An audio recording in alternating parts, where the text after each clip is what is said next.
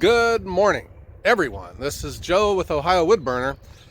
I am gonna do some work on the Japa this morning.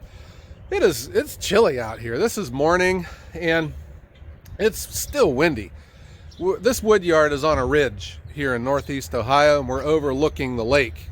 I never noticed this until we started filming, but the wind blows here all the time. We're out here in farmland and there's a lot of these open fields and it's chilly. All right, what happened yesterday? I've been really making a lot of wood. You can see, this is that pile that log hauler Jesse had just brought, and we're a good 3 cords into it. And I've just been just making a lot of firewood with the 365 Pro. Yesterday, I was rushing to get through the table. It's empty right now. And man, it rained and poured, and everything here this morning is just wet still.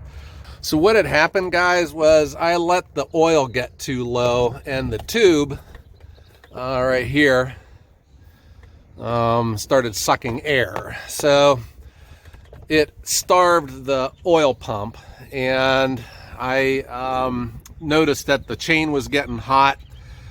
So I'm going to change the chain, fill this up with oil, but because we got air into it, there's a priming procedure that I have to do, and I just thought I would make a quick video of this. I get a lot of questions about the cutting system of the Japa and how it works and about the chains and stuff, and I just thought we could show that today. And I'm going to try and do it one-handed and give you guys a better insight. I'm just going to take this chance here too. I'm going to put the new bar on. I've had this bar, it came with it, so I'm just going to put this on, and the new bolts, and I'm going to put on a new chain. All right, and the tools that I'm going to need: 13mm socket and a number 4 Allen wrench. All right, but I'll show you, man. We've had decent weather. It rains, you can see the pavement that I work on ends like right here, and as soon as I drive off of this, I'm right into the mud. So I just have a few more. I'm more than halfway into these logs. I'll show you how much wood that we've been making. Yeah, it just poured and poured and poured. I laid pallets down to keep me out of the water here. So what I made yesterday was pretty much a cord. It was all of this row and then this part here, which I finished this off. So this was a lot of wood, and if there's any indication that this cleaner is working, out of an entire cord, this was all of the scraps that got through the cleaner. Not bad. If you are a split and sell kind of a company, maybe look into one of these cleaners. It improves your quality, and you can start charging more for your firewood. Here's the cleaner, guys, and it is working. It works.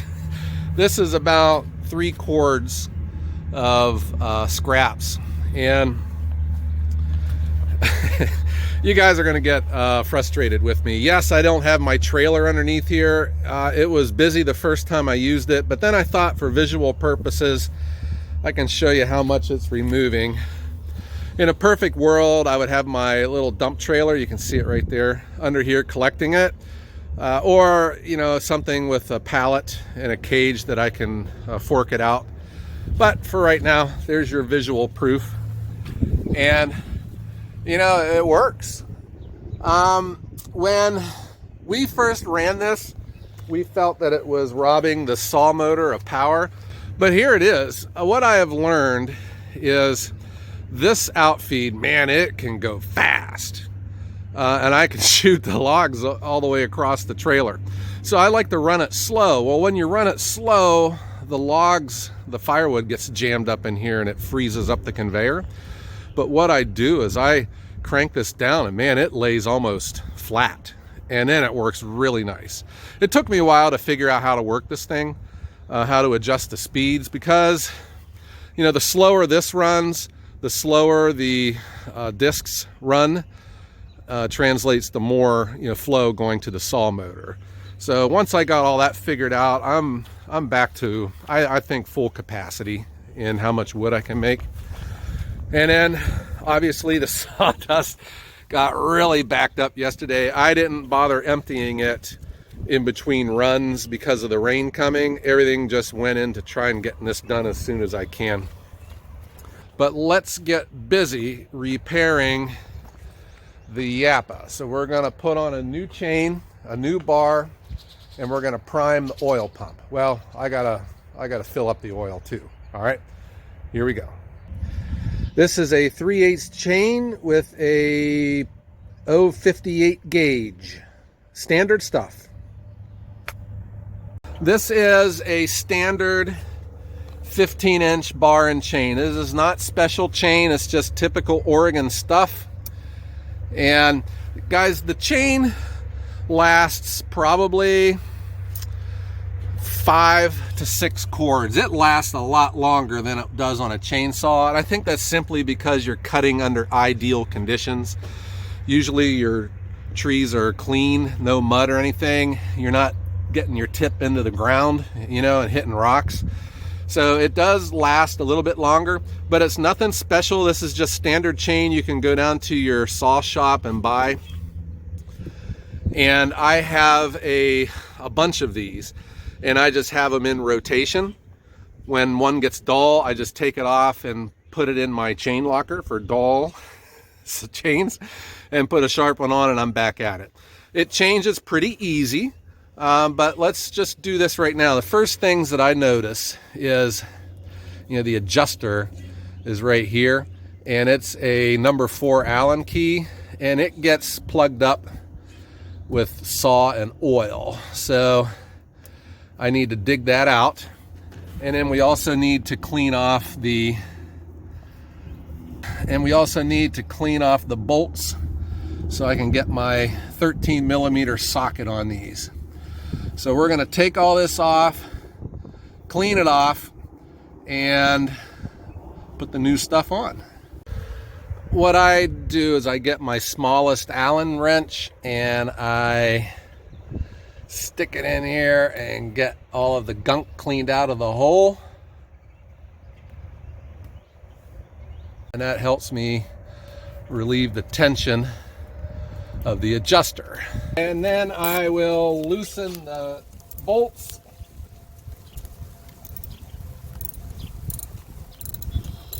And of course it's starting to sleet. We're getting some more rain coming in. We're supposed to warm up and get thunderstorms today, if you can believe that. And then a number 4 Allen wrench to loosen the tension.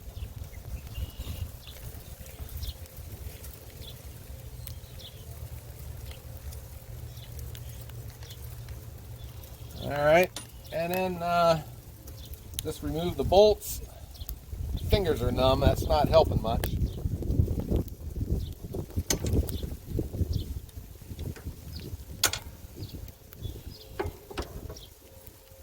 And remove the bar and the chain.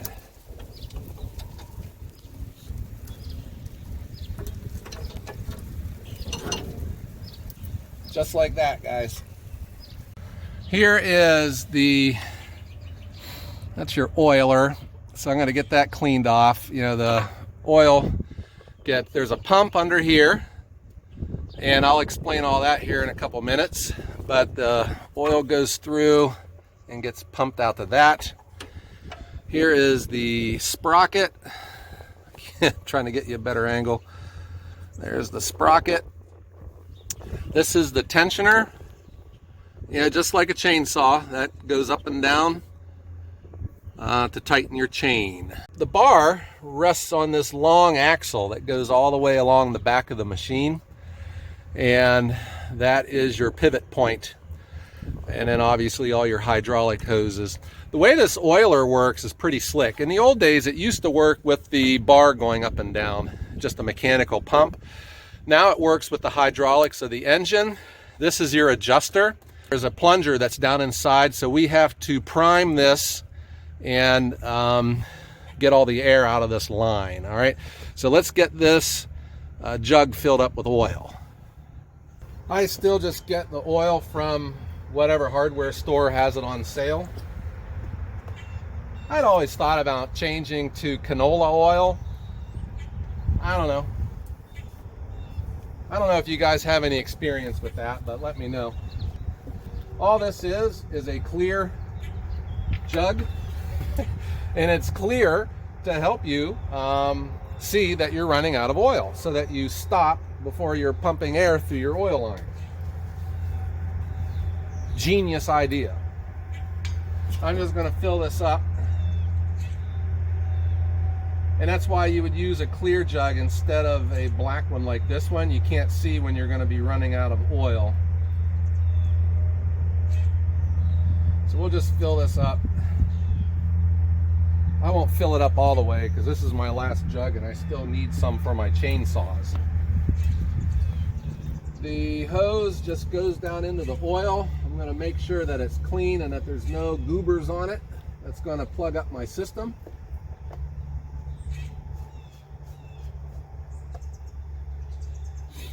We're down in the oil. I will put the strap back on it.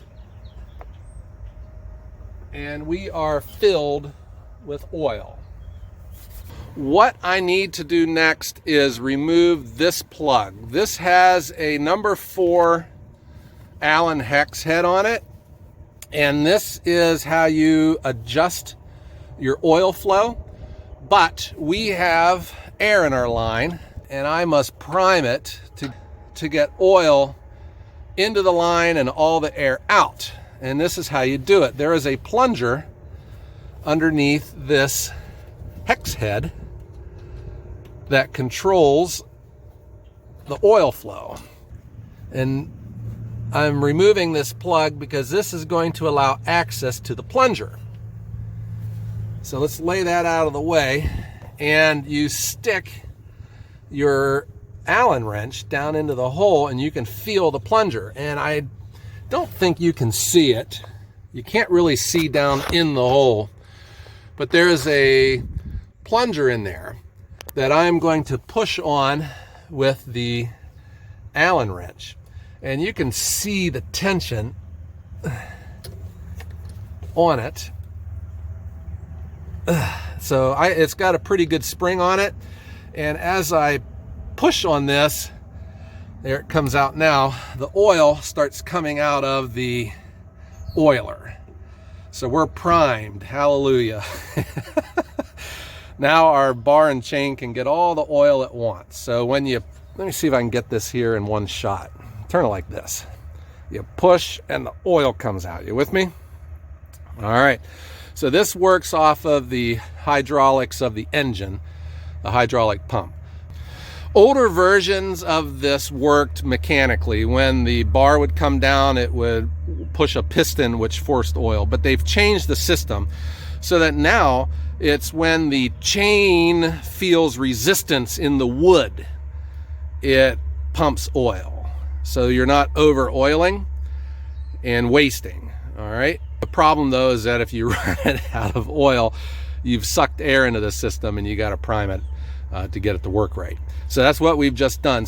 So now I'm going to insert the plug back into the hole, and that is the adjuster for how much oil, because that plunger hits the bottom of this plug, and it limits its travel and ultimately limits how much oil it's pumping. So the farther down that this plug is installed, the less travel that that plunger has and the less oil that it's going to give. So this will be our adjuster. I was told to install it 3 full turns. I'm going to leave it looser than normal just to see if we're actually getting oil, now that I'm sensitive to how much oil we're providing to the bar and chain, and then I can make adjustments later. All right, so we are halfway there. So now I'm just going to install my bar, my sharp chain, which is over here, and we're going to put in new bolts. So these are the bolts I'm going to replace. You Can see there's some damage onto the threads over time. These are the original ones. These are a softer bolt, so I'm just going to replace them with 2 new ones along with the new bar. All right guys, let's get this done now. Here's the old bar. I think that this is the second bar on this machine. I think when Japa, the team from Japa was out here at Metsa Machines, they replaced the bar, because I think the original one had an aluminum one on it. So anyhow, but here's the bar, and I'm feeling there's really no lip that has, you know, grown on the face of this. It still feels pretty good, but what the heck, I'm going to go ahead and replace it with the new one anyways. This is the Oregon VersaCut, so we're just going to install this and put it on with our new chain. From there guys, I got my new chain, my new bar. I'm going to slide it over top of the sprocket and get the adjuster in the hole.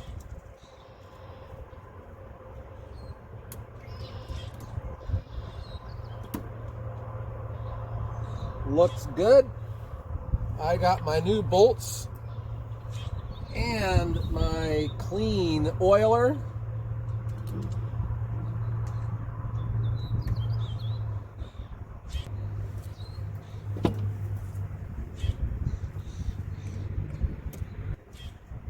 I got it finger tight, and then my number 4 Allen wrench. I will do the adjusting.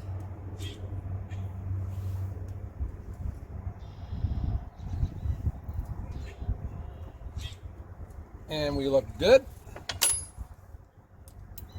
And then just snug it down, man.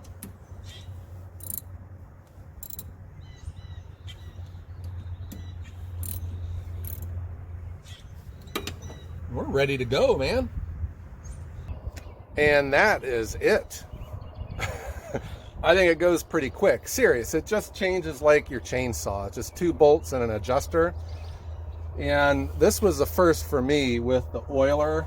Lesson learned. So I'll be more precise with my oil fills. And I hope that this made sense on how the oiling system works on it. Now that I think back upon it, there was some clues that I was getting that it wasn't oiling. You know, so the chain turned real brown, you know, because it wasn't getting oil. And it lost its slack, which was weird. And I think that was because it was getting so hot that it expanded, you know. And the last one was, I didn't smell it anymore, because you can smell that oil as it slings on the inside of the hood, and that's kind of right where you're standing. So all of those things were a clue to me that it wasn't oiling. Well, problem solved. The challenge for me today was to get this done now, because it's morning time. It rained all last night. There's a break in the weather now, and then we got thunderstorms coming in this afternoon. What I want to do is get the table loaded and get another trailer full of wood made. This was my lesson from this selling season, where I ran out of wood to sell, you know. Well, I didn't run out of wood, because I always need to pace our inventory with the restaurants, because that's kind of like passive income. I can't run out because of them. But I had to slow down residential delivery because, you know, I didn't want to lose my bread and butter. Lesson learned. 'Tis the season now to make as much firewood as I can. And I got logs, which I didn't have last year. And I'm getting this made as quickly as possible. They will have now all summer long to sit and dry and become sellable firewood come this fall. I have said this before. It's scary buying equipment.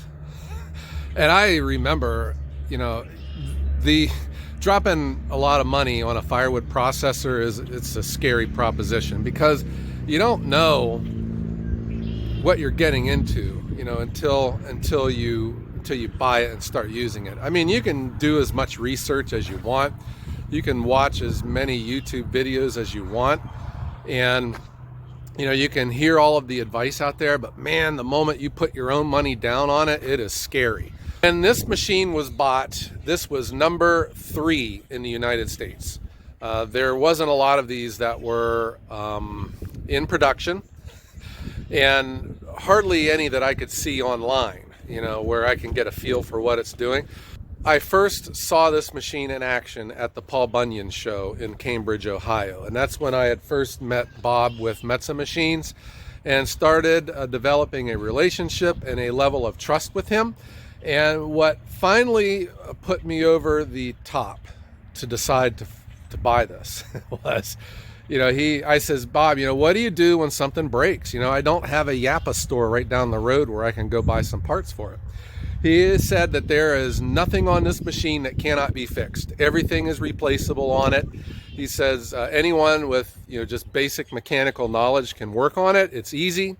And he says, if you ever get in over your head with this thing, I would personally drive down to your place and fix it for you, you know, and he was serious.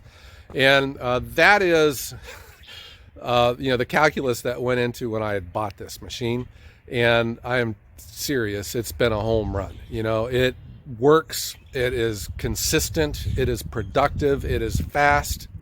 It's everything that you could possibly imagine. You know, is it the perfect machine? No, there is no perfect machine out there. You know, it struggles with some bigger logs. Yeah, I would like for it to take a bigger log, but you know, the bigger the log, it seems, the more expensive the machine goes. For what I was looking for, this is a home run.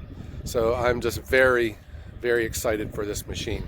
And I was excited to be able to show you, you know, how you can work on it too. I hope you enjoyed this, and I hope I showed you a part of the Japa 365 Pro. It's windy, that you haven't seen before, and that you have a better understanding on how this world-class processor works, man. All right, guys, everyone have a great day.